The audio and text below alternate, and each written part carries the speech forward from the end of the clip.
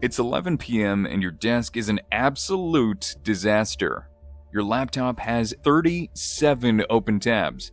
Researching, studying, and your fourth cup of coffee is now cold. But you drink it anyway. Another hour passes and the existential crisis begins. Why did you choose this major? Why did you think you could handle this? Should you drop out? Is there a shortcut? A way to make everything easier? No. Even though you want a quick fix, there's no easy way out. There's no hack for hard work. If you want to be great, successful, the best, you have to earn it. And even though it feels like you're giving your best, you've barely stretched the surface of your potential. Because right now, you're only using 40% of your brain. Why? This isn't your real limit. Your brain is tricking you, creating a psychological barrier to keep you from reaching your full potential. Think of it like a car with a speed limiter.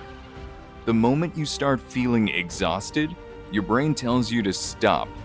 Not because you've hit your actual limit, but because it wants to keep you comfortable.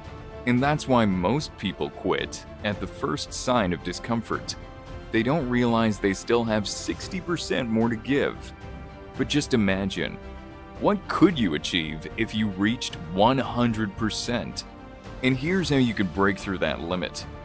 If you're studying, working, grinding through a tough task, and you start thinking, I should stop, I need a break. That's the moment to push back. Because all you need to do is trick your brain, just like Navy SEALs push through Hell Week. Just like marathon runners fight past the wall of exhaustion for a second wind. And the trick? They ask one simple question. What if? What if I push one step further? What if I refuse to quit? This is how Navy SEALs survive the most brutal training on Earth. It's how Olympic champions break records. They override the signal to stop. They question their limits. And the moment you start questioning your limits, that's when you start breaking them. Because if they can do it, so can you. You don't need superhuman genetics.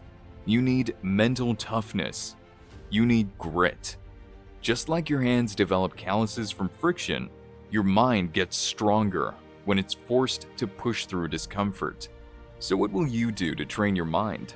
When you're exhausted and ready to quit, do just one more. One more rep at the gym. One more problem in your study session. One more minute of focus. This is called the one more rule. But that's not enough. You need to embrace discomfort every single day. Take cold showers. Wake up earlier. Push yourself harder in physical training. The more you expose yourself to struggle, the tougher your mind becomes. Whatever you want to do, don't start by thinking you can't. Before you even face a challenge, visualize yourself winning.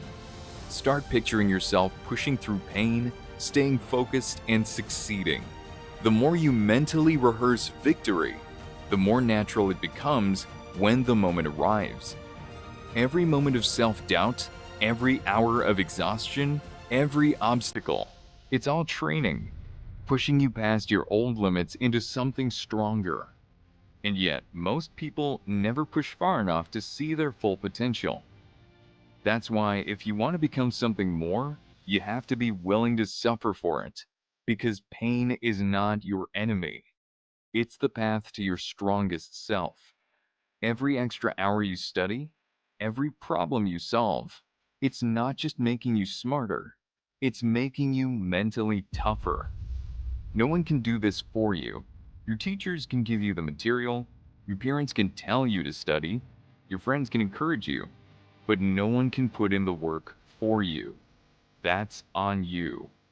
Your mind is a weapon, but only if you learn to use it. So stop letting self-doubt hold you back.